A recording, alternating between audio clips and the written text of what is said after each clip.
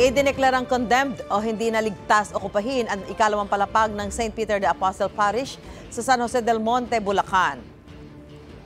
Pinapakondem namin lahat ng kahoy. Bakit?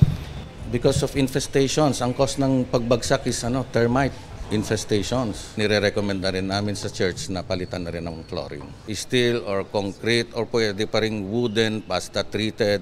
Permanent structure ang concrete Ayon sa mga city building inspector, matinding pinsalang dulot ng anay ang sanhi ng pagbagsak ng second floor ng simbahan nitong Ash Wednesday.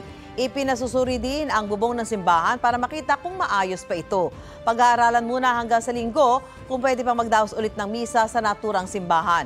Wala naman daw balak magsampa ng kaso ang pamilya ng isang nasawi at 55 sugatan sa trahedya. Mga kapuso, para una ka sa mga balita, mag-subscribe sa GMA Integrated News sa YouTube. Sa mga kapuso abroad, subaybayan niyo po kami sa GMA Pinoy TV at sa www.gmanews.tv.